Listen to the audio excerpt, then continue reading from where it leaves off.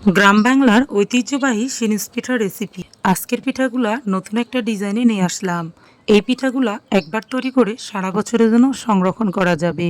ভিডিওটি শুরু করার আগেই বলে রাখি, শুরুতেই যদি ভিডিওটি আপনাদের কাছে ভালো লেগে থাকে তাহলে ভিডিওটি স্কিপ না করে আমার সাথেই থাকুন। এই পিঠাগুলা তৈরি করার জন্য আজকে কিন্তু আমি কোনো রকম চাউলের গুঁড়া নিচ্ছি না। সারা রাত চাউলকে ভিজিয়ে রেখে শিলপাটায় বেটে নেব। আজকে সারা রাত ভিজিয়ে রাখার পর চাউলগুলোকে ঝরিয়ে আমি শিলপাটায় বেটে তৈরি করে নিচ্ছি। তবে আপনারা চাইলে চাউলের গুঁড়া দিয়েও তৈরি করতে পারেন। হাতের কাছে যদি আতপ চাউল থাকে সেটা মিক্সিং জারে মিক্স করেও কিন্তু নিতে পারেন। শিলপাটায় আমার বেটে নেওয়া হয়ে গেছে। এখন আমি সামান্য লবণ দিয়ে আর একটু পানি দিয়ে ভালোভাবে মথে নেব, যাতে লবণটা এই ড্রোয়ের ভিতরে অ্যাডজাস্ট হয়।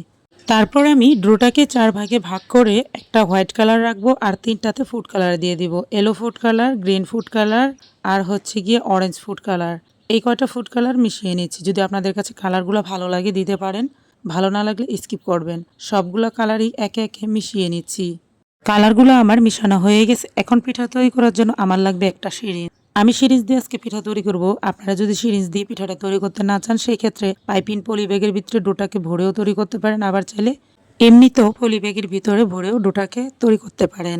এখন আমি একটা প্লাস্টিকের উপর ডিজাইন এঁকে নিয়েছি আর আপনাদেরকে সিরিঞ্জ দিয়ে পিঠাটা তৈরি করে দেখিয়ে দিচ্ছি। আপনারা চাইলে কিন্তু এরকম প্লাস্টিকের উপরে পিঠা তৈরি না করে কলাপাতার উপরও তৈরি করতে পারেন। একে একে সবগুলা কালারের পিঠাই তৈরি করে আপনাদেরকে দেখিয়ে দিচ্ছি এক পিস করে। পিঠাগুলো তৈরি করতে করতে আবারও আপনাদেরকে একটু মনে করিয়ে দিই, যদি আপনারা আজকে আমার এই ভিডিওটিতে একটিও লাইক দিয়ে না থাকেন, হয়তোবা লাইক দিতে ভুলেই গেছেন, তাহলে অবশ্যই ভিডিওটিতে একটি লাইক দিয়ে দেবেন।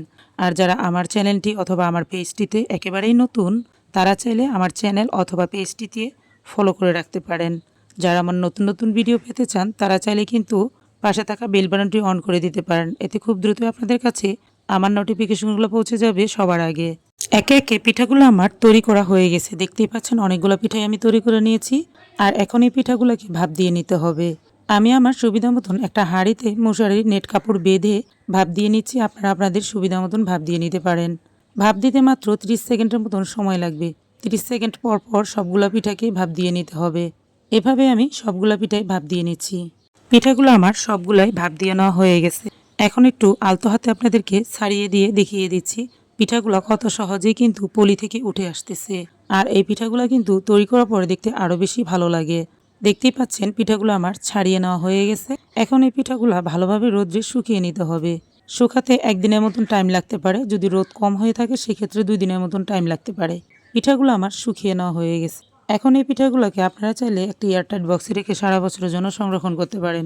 আমি কিছু পিঠা সংরক্ষণ করে রাখবো আর আপনাদের বোঝার সুবিধার কারণে কিছু পিঠা ভেজে দেখিয়ে দিচ্ছি। পিঠাগুলো কিন্তু তেলে দেওয়ার সাথে সাথেই ফুলে একদম ডবল হয়ে যাচ্ছে, দেখতে পাচ্ছেন। এভাবে পিঠাগুলো একে একে ভেজে নিচ্ছি।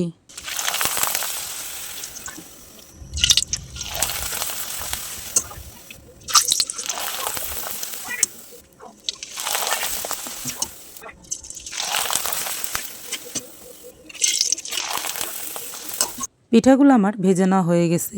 এখন এই পিঠাগুলোর উপরে গরম গরম চিনি ছিটিয়ে দিয়ে খেতে পারেন, অথবা মিঠা শিরা করেও কিন্তু খেতে পারেন। আমি কিছুটা মিঠা শিরা করে রেখেছিলাম, সেগুলাই দিয়ে দিচ্ছি। আর সেগুলো দিয়ে কিন্তু খেতে বেশি ভালো লাগে। তবে আপনারা চাইলে এমনিতেও খেতে পারেন। আজকের এই পিঠার রেসিপি যদি আপনাদের একটুও ভালো লেগে থাকে তাহলে কিন্তু ট্রাই করার অনুরোধ থাকলো। আজ তাহলে এই পর্যন্তই। আরও একদিন চলে আসবো নতুন কোনো রেসিপি নিয়ে ইনশাল্লাহ। ততক্ষণ পর্যন্ত আল্লাহ তাআলা আপনাদেরকে ভালো রাখুক।